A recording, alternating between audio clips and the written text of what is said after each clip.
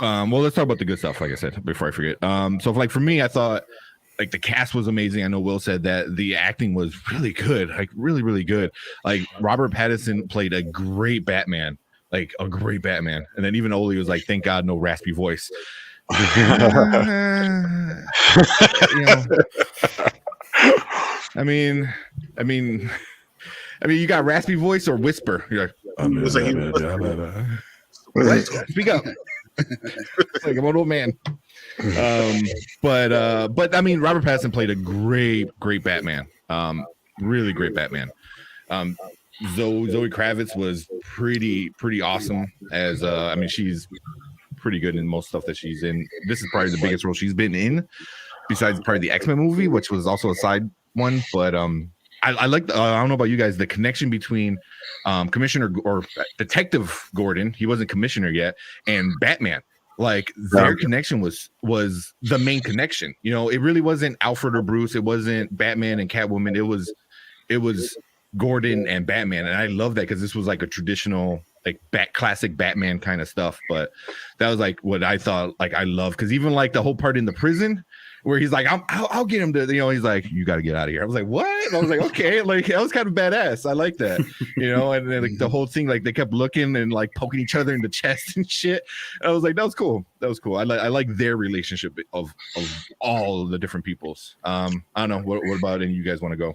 Yeah. So yeah, we'll go for me, things that stood out to me were some of the references, some of the camera angles that I saw in the movie. You kind of got a little bit in the beginning where you would see like the stalking, a little bit of Batman when he's doing like some recon work and he's like also stalking. Like that's really, really reflective of the comics. You get these weird angles that you see, and it's so like intimate and it's so dark, and it feels almost like serial killer like.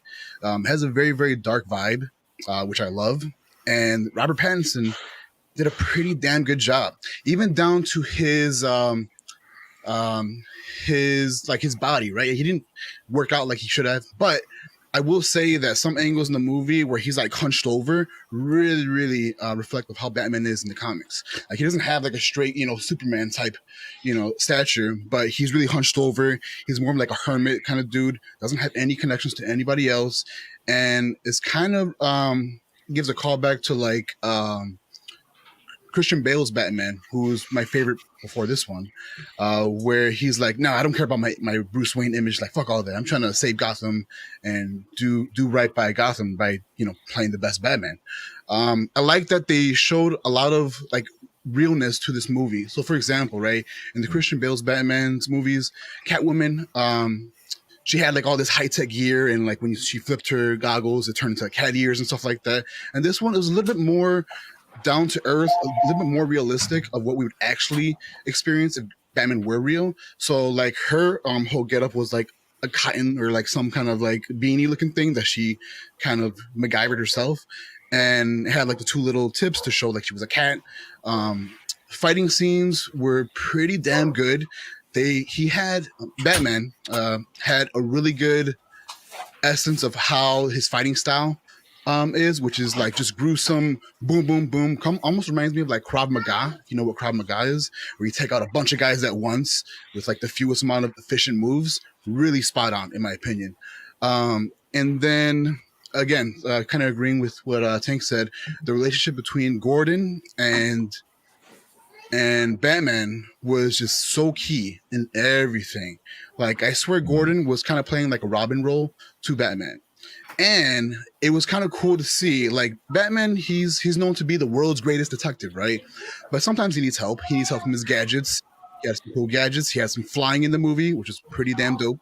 And but he was also really real. There was points in the movie where he's like flying and whatnot, and he busts his shit. That would happen to a real Batman. Batman's not perfect, okay? Mm-hmm. He is the world's greatest detective, but he can fuck up. It's okay. You know, we're here for it. Well, especially this version of Batman, where it's his second year on the job. So thanks. That makes sense. Yeah. Very, very young. He was on the skinnier side, but the suit is pretty good.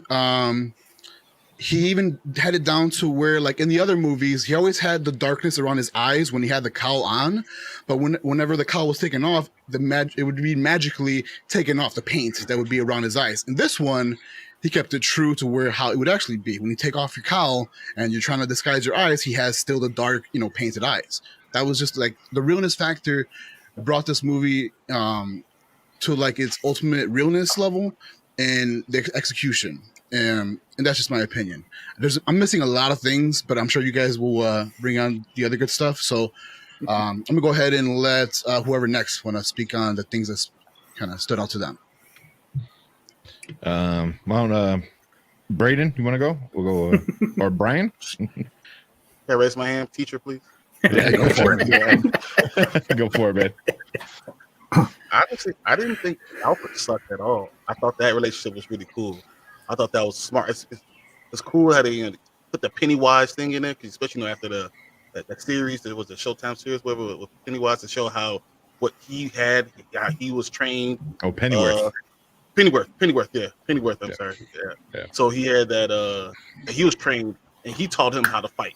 And the relationship and how he never really wanted to be his father, but he had to help raise him. And that makes more sense and it was more realistic. I thought that was really cool, how they play that out. I think all the acting was great. I mean, all of them. Yeah. The Penguin was also Colin Farrell. I didn't even realize it was like I knew. Oh yeah, that's right. Like halfway through, I was like, "Crap, that's him." It's like what? Yeah. They did an amazing job, and you can still see like it wasn't like plastic or anything. You still see expressions with him. I thought that the thought of this movie, the directing of the movie was great. My only problem was once again just the ending and just a little length. I feel like you could trim it a little fat, but this still was a really, really good movie. I think this probably my second. I don't know if it's second or third favorite Batman movie. Period. Already, and that says a lot because Dark Knight was a beast. That's saying a lot. And then Michael Keaton is still, one of the best Batman. So it says a lot about the movie. I just feel like it was a little long, but Robert Pattinson did a good job. Yeah. Anybody else? Anyone want to go?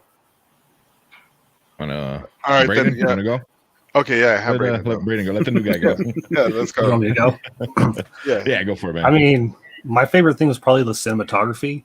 Like just the way light was used in the movie was probably my favorite thing. It gave that noir look to it since it is a detective movie. I know there was a lot of people who kind of wanted the white eyes finally in a Batman, but I was really glad they didn't because Robertson's eyes were they showed so much emotion in certain scenes, and I hope they never do the white eyes now. And Selena Kyle's portrayal was awesome. I love the new direction with the Riddler. But I agree about the ending. It seems like they just didn't know how to end it almost. I don't mind the length of the movie, but at a certain point, it was like they're like, we got to just end it. Okay. Yeah. It was like it almost ended like 4 times. It was like it's about to end. Oh no, yeah. no. Yeah, that's how I felt. Yeah, you do it. Yeah. Why don't you go, Fredo? Well, I really liked it a lot.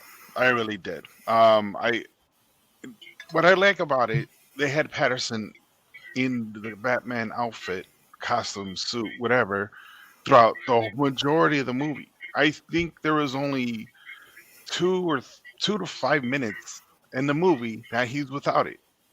Okay, and his expression was spot on. I think his voice was better than the first 2 Batmans. I hate to say it because I agree with Brian because Michael Keaton is one of my favorites, but honestly, he acted the shit out of it. Like he became him, and he was like an emo Batman, So this guy was had the art. As he should. Yeah, and he was all like you mentioned, hunched over, even without the suit. But he was just all quiet and he had the hair in front of his eyes. I'm like, come on, man, clean yourself up. Shit, Bruce, come on. But yeah, he was an emo Batman. Basically, that's what it was. You take off the mask, you're just an emo kid, like, I want to kill myself, kind of guy. So other than that, it was good. I agree with Kramer. I agree with all of you guys. The connection, the chemistry between him and Gordon is amazing. Is a spot on. It was okay, Brian.